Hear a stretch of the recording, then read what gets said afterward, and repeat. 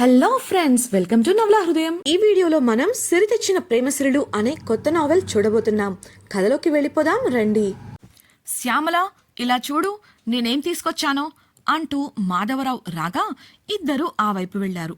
పాప కోసం బొమ్మలు, కొన్ని టవల్స్, బట్టలు కొనుక్కొని సంతోషంగా లోపలికి వస్తూ కనిపించాడు మాధవరావు. అవన్నీ చూసి నవ్వుతూ, ఈ బొమ్మలతో ఇప్పుడు ఆ పసిపిల్ల ఏం ఆడుకోబోతోంది? మీ చాదస్తం కాకపోతేను వీటికి బదులు ఒక ఉయ్యాల తీసుకొచ్చుంటే బావుండేది కదా అని శ్యామల అనగా, నాది చాదస్తం కాదోయ్, నేను తెచ్చినవి ఉయ్యాల్లో పెట్టడానికి, పైన కట్టడానికి వాడే బొమ్మలు అని మాధవరావు అన్నాడు. చాలండి సంబడం, ఉయ్యాలు లేకుండా బొమ్మలేం చేసుకుంటాం అంది శ్యామల వెటకారంగా. నీ కారాలు గారాలు నీ వంటగదిలో పడుకో, నా దగ్గర కాదు అంటూ వెళ్ళి నిచ్చెన తెచ్చి హాల్లో ఉన్న అటక మీదకి ఎక్కాడు మాధవరావు. ఏం చేస్తున్నావయ్యా అని శ్యామల కంగారుగా అడగగా ఆసక్తిగా చూస్తోంది దివ్య. అటక మీద ఉన్న మాధవరావు మూలన పాతగుడ్డ చుట్టి ఉన్న పెద్ద పెట్టెను కిందికి దించగా కింది నుంచి అందుకున్నారు తల్లి కూతుళ్ళు. ఆ గుడ్డ తీసి చూస్తే అది ఒక చెక్క ఉయ్యాల.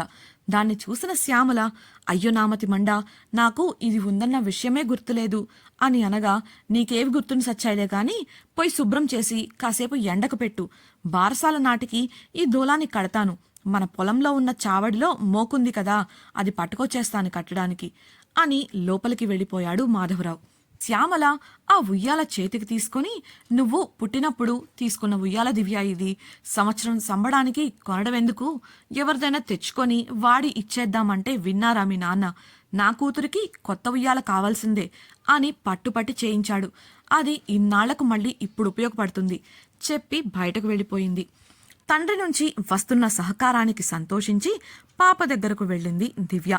మరుసటి రోజు ఉదయం దివ్య లేచి ఫ్రెష్ అయ్యి పాపను ఎత్తుకొని బయటకు వచ్చేసరికి హాల్లో వాతావరణం చాలా గంభీరంగా కనిపించింది. మాధవరావు కుర్చీలో కూర్చొని ఉండగా అతడికి ఎదురుగా ఎవరో ఉన్నారు. శ్యామల అడ్డుగా ఉండటం వల్ల ఎవరనేది తెలియలేదు దివ్యకు. కాస్త దగ్గరగా వెళ్లి చూడగా కుర్చీలో కూర్చొని కోపంగా కనిపించాడు తనతో నిశ్చితార్థం చేసుకున్న పెళ్లికొడుకు ప్రకాష్. అతడ్ని అక్కడ చూసిన దివ్యకు ఒక్క క్షణం కాళ్ల కింద భూమి కంపించినట్లయింది. ప్రకాష్ దివ్యను చూడగానే లేచి, ఇదేం పని దివ్య, ఇలాంటి పని చేసేటప్పుడు ముందు వెనుక ఆలోచించవా, ఆ అలగా దానికోసం నన్ను నా వాళ్లను కాదంటావా అంటూ కోపంగా అరవడంతో దివ్యకు కోపం చివాలున లేచింది.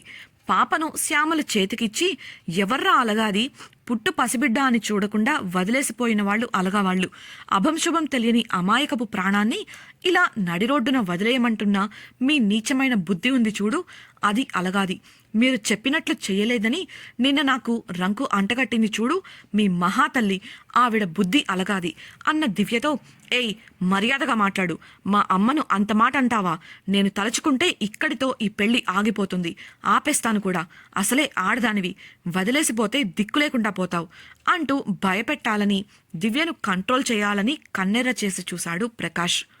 దివ్య తగ్గలేదు. బెదిరిస్తున్నావా, అయినా ఎవడ్రా నిన్ను కాదంది, ఓ అయితే మీ అమ్మ నీకు అలా చెప్పిందా, తన మాట వినలేదని నిన్న నా గురించి నోటికొచ్చింది వాగి వెళ్ళింది, చూడు ఆవిడ నీతో ఏమని చెప్పిందో నాకు అనవసరం, నాకు పంతాలు పట్టింపుల కన్నా ప్రాణాలే ముఖ్యం, ఇప్పుడు చెప్తున్నాను విను, నువ్వేంటి ఈ పెళ్లి క్యాన్సిల్ చేసేది, ఈ క్షణంతో నీకు నాకు సంబంధం తెగిపోయింది, నాకు మీలాంటి రాతి మనుషులు స్వార్థపరులు ఉండే ఇంటికి కోడలిగా వెళ్లడం ఇష్టం లేదు, అలా వెళ్లడం కన్నా ఒంటరిగా బ్రతకడానికే ఇష్టపడతాను, ఇక నువ్వు వెళ్ళొచ్చు అంటూ చేతికి ఉన్న నిశ్చితార్థపు ఉంగరాన్ని అతడి చేతిలో పెట్టి ద్వారం వైపు చూపగా అతడు, అయితే సరే ఈ బిల్లులు కట్టండి, ఇవి నేను నీకోసం పెట్టిన ఖర్చు, తిరిగిస్తే వెళ్ళిపోతాను అంటూ ఒక లిస్టు బయట పెట్టాడు. అది చూసిన మాధవరావు చేతికి తీసుకొని చదవగా అవన్నీ నిశ్చితార్థం రోజు అబ్బాయి వాళ్లు దివ్యకు, దివ్య తల్లిదండ్రులకు పెట్టిన రివాజు చిట్టా. అతడు వెంటనే శ్యామల చేతికిచ్చి, తీసుకొచ్చి ఇచ్చే శ్యామల అనడంతో శ్యామల 10 నిమిషాల్లో వారు పెట్టిన బట్టలు, ఒక నెక్లెస్సు, గాజులు పట్టుకొచ్చి బల్లపై పెట్టింది. ఇదంతా చూస్తే ప్రకాష్ ముందే ప్రిపేర్డ్గా వచ్చాడని అర్థమైంది. అతడి ముందు చూపు చూసి అక్కడే ఉన్న ఇద్దరు పెద్దలు ముక్కున వేలేసుకున్నారు. అతడు వాటిని అందుకుంటుంటే ఆపేసిన దివ్య, ముందు మేం పెట్టిన వస్తువులు తెచ్చి ఇవి తీసుకెళ్ళు, అడిగేటప్పుడు ఇవ్వాల్సినవి కూడా గుర్తుండాలి కదా, కాస్త కఠినంగా చెప్పడంతో పళ్ళు కొరుకుతూ వస్తా తీసుకొస్తా అంటూ వెళ్ళిపోయాడతడు. ఇంత ప్రీప్లాన్డ్గా వచ్చాడంటే ఎంత ఆలోచన చేసుండాలి. అందుకే దివ్య అలా నిర్మోహమాటంగా మాట్లాడింది. అందుకు శ్యామల, మాధవరావులు కూడా అడ్డు చెప్పలేదు. గంటలో దివ్య వాళ్లు పెట్టిన నగలు, బట్టలు తీసుకొచ్చాడు ప్రకాష్. డియర్ ఫ్రెండ్స్, నాదొక చిన్న రిక్వెస్ట్. మీరు చేసే చిన్న లైక్ మరియు కమెంట్ నాకు కొండంత ప్రోత్సాహాన్ని ఇచ్చి మరిన్ని ఇంట్రెస్టింగ్ నావెల్స్ ని అందించేలా సపోర్ట్ ఇస్తుంది. అలాగే ఛానల్ ను సబ్స్క్రైబ్ చేయడం మరవకండి ప్లీజ్. అప్పటికే పెద్దలను ఇంటికి పంచాయతీ కోసం పిలిపించాడు మాధవరావు. అతడు తెచ్చినవి చూసిన మాధవరావు నగల్లో చైనెక్కడా అని అడగగా కామాక్షికి ఫోన్ కలిపాడు ప్రకాష్. ఫోన్లో కామాక్షి, అదివ్వడం నాకిష్టం లేదు, నేనివ్వను, నిశ్చితార్థానికి పెట్టిన ఖర్చుగా చెల్లేసుకోమని చెప్పి ఫోన్ కట్ చేసింది. తెల్లముఖం వేశాడు ప్రకాష్. అతడి ముఖం చూడటమే విషయం అర్థమైంది అందరికీ. చైన్ చేయించేటప్పుడే కావాలని పట్టుపట్టి మరీ 3 తులాలు వేసి తమ చేత చేయించారు మగపెళ్లివారు. తెచ్చేవారైతే ఇప్పుడే తెచ్చుండాలి. తేలేదంటే వారి ఉద్దేశం ఏంటో అర్థమై, చూడు బాబు, బట్టలు పట్టుకెళ్ళు, నెక్లెస్ గాజులు మా ఇంట్లోనే భద్రంగా ఉంటాయి, గొలుసు పట్టుకొచ్చి వాటిని కూడా తీసుకెళ్ళు అంటూ అతడు తెచ్చిన వస్తువులు తీసుకొని శ్యామలకు ఇచ్చాడు మాధవరావు. అతడు కోపంతో పళ్ళు కొరికి, నేను తర్వాత తెచ్చిస్తాను, నాకు మీ సొత్తు అవసరం లేదు అని ఖచ్చితంగా చెప్పేశాడు. ఒంటికాలి మీద లేచేవాడే, కాని పెద్దలు ఉండటంతో తగ్గి, నా దగ్గర ఉంది చైన్ ఒక్కటే, మేం పెట్టింది నెక్లెస్ గాజులు, అలా ఎలా చేస్తారు, అయినా నిశ్చితార్థానికి మేం పెట్టిన ఖర్చులో చెల్లేసుకోండి అని ధీమాగా అనగా మాధవరావు చైన్ బిల్లు పెద్దల ముందు పెట్టాడు. వారి కళ్ల ముందే నెక్లెస్ గాజులు తూకం వేయించగా 2.5 తులాలు తూగింది. దాంతో తల కొట్టేసినట్లయింది ప్రకాష్కి. అలాగే సంబంధం మాట్లాడుకునేటప్పుడు నిశ్చితార్థపు ఖర్చంతా అమ్మాయి వారిదే అని ముందే అనుకున్నారు. అది అందరికీ తెలిసిన విషయమై అతడిని నిలదీయగా, తర్వాత తెచ్చిస్తాను అంటూ అతడు వెళ్లబోతుంటే అప్పటికే అతడి నైజం తెలిసిన వారై పెద్దలు డబ్బులు కట్టి వెళ్లమని చెప్పడంతో తప్పక డబ్బులు ట్రాన్స్ఫర్ చేసి, నిన్ను పెళ్లి చేసుకోవడానికి ఎవడు ముందుకొస్తాడో చూస్తాను, మీ అంతు చూస్తాను అంటూ అవమాన భారంతో వెళ్లిపోయాడు ప్రకాష్. ఇది అడ్డు పెట్టుకుని 3 తులాల బంగారం దివ్యవాళ్లకు బురిడి వేయాలని చూశారు. అంత నీతిలేని మనుషులు అని ఊరి పెద్దలకు కూడా అర్థమైంది. దివ్య విషయంలో భరోసా ఇచ్చి అక్కడి నుంచి వెళ్లిపోయారు. వారు వెళ్లడంతో ఇంట్లో నిశ్శబ్దం నెలకొంది. ఎవరి పనులలో వారు పడిపోగా అప్పటికే ప్రకాష్ అరుపులతో పెళ్లి క్యాన్సిల్ అయింది అన్న వార్త చుట్టుపక్కల అంతా తెలిసిపోయింది. ఒక్కొక్కరుగా రావడం, ఆరా తీయడం చేస్తున్నారు.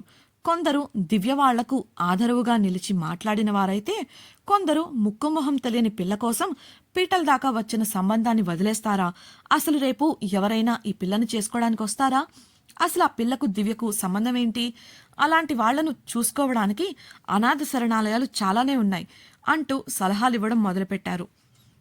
గదిలో ఉండి ఇవన్నీ వింటున్న దివ్య కుమిలి కుమిలి ఏడుస్తోంది. అప్పుడే ఇంట్లోకి వచ్చిన మాధవరావు శ్యామల చుట్టూ మూగి అమ్మలక్కలు చెబుతున్న మాటలకు విసిగిపోయాడు. కోపంగా తలుపు విసురుగా వేశాడు. గదిలోకి వెళ్లి చేతికి అందినవన్నీ నేలపై గట్టిగా విసిరేశాడు. అతడు కోపంలో ఉన్నాడని అర్థమై అమ్మలక్కలంతా వస్తామక్కయ్య అంటూ జడిసి వెళ్లిపోయారు.